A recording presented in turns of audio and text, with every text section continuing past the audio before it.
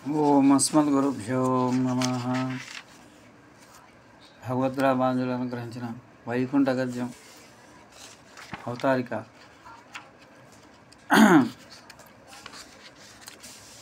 భగవత్ లక్ష్మీనారసమారంభం నాథయా ప్రపంచమాం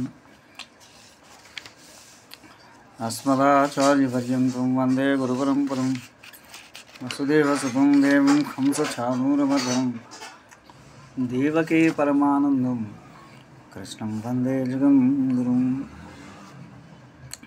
యోనస్యమస్సుతపదాముజిగ్మనుక్మయామోహతస్తదిత్రాణి తృణాయ మేనే అస్మద్గురో భగవతైకదైకసింధో రామానుజస్య చరణం శరణం ప్రపద్యే.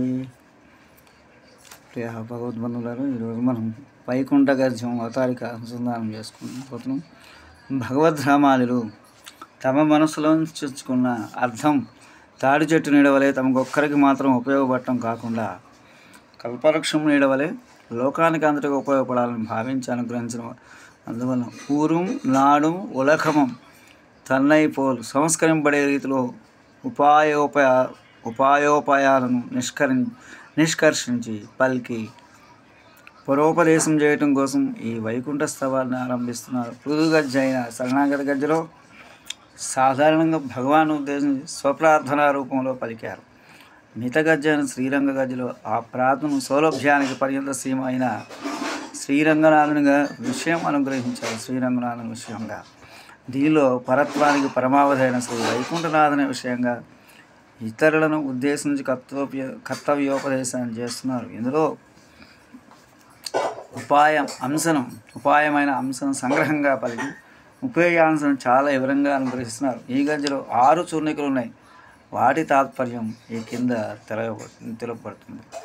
1. భగవాన్ స్వరూపరూపగుణీభూతి లక్ష్యాన్ని తన స్థితిని అనుసంధించి ఆ స్వామి యొక్క సౌశల్యం మొదలైన కళ్యాణ గుణాలని ఆలంబనంగా చేసుకుని అతని శ్రీచరణాలను శరణ పొందాలి. 2. ఉపేయం కోసం ద్వయాన్ని ఒక మారు అనుసంధించడమే చాలినప్పటికీ మనసు ఇంకొక విషయం పోకుండా ఉండటం కోసం కాలక్షేపం కోసం నిత్యానుసంధానం చేయాలి.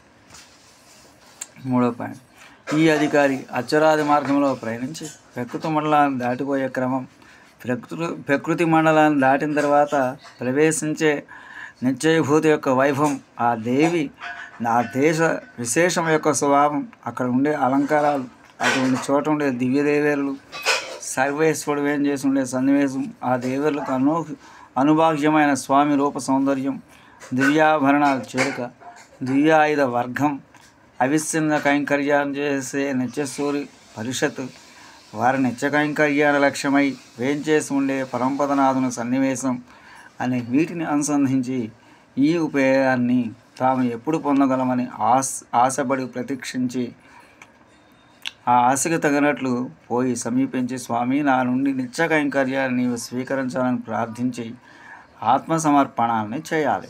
4. తన అపేక్షకు అనుగుణంగా భగవాన్ చేత సంగ్రహింపబడిన వాడై నిత్యం తదానుకూల వృత్తిని చేస్తూ ఉండాలి. 5. ఈ పురుషార్థాన్ని ఇంతకాలం కోల్పోయిన నష్టం తీరేటట్లు పరతను విడిచి రెప్పపాటు వేయన కళతో సదా దర్శనాన్ని చేస్తుండాలి. 6. ఈ విధంగా వచ్చి చేరిన ముక్తిని భగవాన్ను పరామర్శించి చల్లగా కటాక్షించి తన శ్రీచరణాలను అతని శిరస్సుపై ఉంచగా కైంకర్య సామ్రాజ్యాభిషిక్తుడై నిత్యానందసాలై ఉండాలి. శ్రీరామానుజులు ఇతపూర్వమే శరణాగత గద్యం, శ్రీరంగ గద్యమని 2 గద్యాలను అనుగ్రహించారు. మళ్ళీ ఈ 3వ గద్యం అనుగ్రహించడంలో ఏమి ఉద్దేశం అని అంటే, మొదటి 2 గద్యలు శ్రీరామానుజులు తమకు తాము అనుసంధించుకునే రీతిలో రచించబడ్డాయి. ఈ విధంగా తమ మనసు నిశ్చయించుకున్న ఈ శరణాగతని అర్థం తాటి చెట్టు నీడ దానికి మాత్రమే ఉపయోగపడే రీతిలో తమకు ఒక్కరికి మాత్రమే ఉపయోగపడేటట్లు పర్యవసించకుండా వృక్షఛాయ వలె అందరికీ ఉపయోగపడాలి. అందరూ ఉపాయోపేయాలను గూర్చిన అనుష్ఠానాన్ని పొందాలని భావించి ఈ గజ్జలో పరోపదేశం చేయడానికి ప్రయత్నిస్తున్నారు. పృథు గజ్జ, పెరియ గజ్జ అనే శరణాగత గజ్జలో సామాన్యంగా భగవాను గురించి తమ ప్రార్థనా రూపంలో అనుగ్రహించారు. శ్రీరంగ గజ్జలో సౌలభ్యానికి పరమావధైన శ్రీరంగనాథుని గురించి ఆ స్వామిని సంబోధిస్తూ తాము ప్రార్థిస్తున్నట్లుగా అనుగ్రహించారు. ఈ వైకుంఠ గజ్జలో పరత్వానికి పరమావధైన శ్రీ వైకుంఠనాథుని విషయంలో తమ శిష్యులను ఉద్దేశం చేయవలసిన ఉపదేశాన్ని చేస్తున్నారు. శ్రీభాష్యంలో భక్తిని మోక్షోపాయంగా నిర్ణయించి ఈ గద్య ప్రబంధాల్లో ప్రపత్తిని మోక్షోపాయంగా పలకటం పరస్పర విరుద్ధంగా ఉన్నది అనే ప్రశ్న ఇక్కడ కలుగుతుంది. శ్రీభాష్యం భక్తిని ఉపాయంగా నిర్ణయించడం ఎందుకు అంటే, లోకంలో ఉండే వేద బాహ్య మతాలు చెందినవారు, వేదాలకు అపార్థాలు పలికే మతాలకు చెందినవారు మోక్షోపాయాలను కూర్చి పలు విధాలుగా పలకటం వల్ల బ్రహ్మసూత్రాలను అనుసరించి వేదాంత సిద్ధమైన ఉపాయం ఏది అనే విషయాన్ని స్పష్టంగా చూపడం కోసమే. ఆయా మతాలు చెందిన వారు కొందరు శాస్త్ర విరుద్ధమైన స్త్రీ పురుష సంయోగం, నిర్వాణ స్త్రీ పూజ మొదలైన వాడిని మోక్షోపాయాలు అంటున్నారు. ఇంకా కొందరు శివుడు మొదలైన దేవతను ఉపాసించడమే మోక్షానికి ఉపాయం అని అంటున్నారు. పూర్వ మీమాంసకులు దేవతల ఆవశ్యకత లేనే లేదు, కర్మమే మోక్షోపాయం అని అంటున్నారు.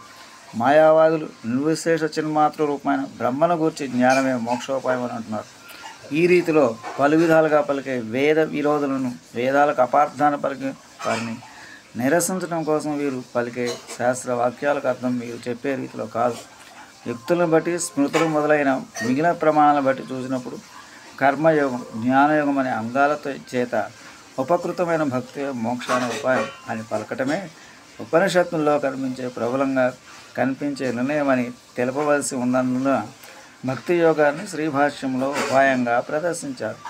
తమ మనసులోని అభిప్రాయం ప్రపత్తిని కూడా శ్రీభాష్యంలో అక్కడక్కడ తెలిపిన ప్రచురంగా చెప్పబడే బ్రహ్మ విద్యను ప్రదానం చేసుకుని ఈ రీతిలో అనుగ్రహించారు. దీన్ని చూసిన అల్పజ్ఞులు అనుష్ఠించడానికి అరుదైన ఉపాసనారూపమైన భక్తి ఒకటే మోక్షోపాయం భ్రమించి భయపడి భ్రమ విడవకుండా ఉండటం కోసం ఈ 3 గద్యాల్లోని వారికి కూడా ఉపాయం అని ప్రపత్తి అని తెలుపుతున్నారు. ఈ 3 గద్యాల్లో మొదటిదైన శరణాగతి గద్యలో ఉపనిషత్తుల్లో ప్రచురంగా చెప్పబడే భక్తి కలగడం కోసం, బ్రహ్మప్రాప్తి రూపమైన పురుషార్థం కలగడం కోసం అంతిమోపాయం ప్రపత్తి అనే విషయాన్ని వివరించారు.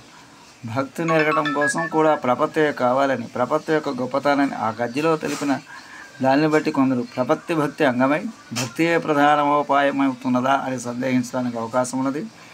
ఈ విధంగా సందేహపడకుండా ఉండటం కోసం 2వ గద్య అయిన శ్రీరంగ గద్యలో అనుష్ఠించడానికి మిక్కిలి సులభమైన జీవాత్మ యొక్క అత్యంత పారతంత్ర స్వరూపాన్ని తగినదై, వేరు దేనిని అంశంగా అపేక్షించినదై స్వతంత్రమై ప్రపత్తియే ఉపాయం అనే విషయాన్ని వ్యక్తం చేశారు. ఇక ఈ విధంగా ఉపాయాన్ని గురించి నిర్ణయం చేయబడిన తర్వాత ఈ వైకుంఠ గద్యలో ఈ ఉపాయం ద్వారా పొందబడే దేశమైన పరంపదం యొక్క మహిమను, ఆ దేశానికి నాథుడైన అనుభవించదగిన వాడని శ్రీవైకుంఠనాథుని మహిమను అతనిని అనుభవించడం వల్ల కలిగే కైంకర్యాన్ని గురించి వినేవారికి అభినివేశం కలగడం కోసం తెలిపి, ఈ విషయంలో ఆసక్తిని పొందే భాగ్యాన్ని కలవారు ఈ అరుదైన ప్రయోజనాన్ని పొంది ఉజ్జీవించాలని ముందు 2 గద్యాల్లో వివరంగా చెప్పబడిన ఉపాయాన్ని సంగ్రహంగా పలికి పొందవలసిన ఉపాయాన్ని వివరంగా అనుగ్రహించి వైకుంఠ గద్యను పరిసమాప్తి చేస్తున్నారు.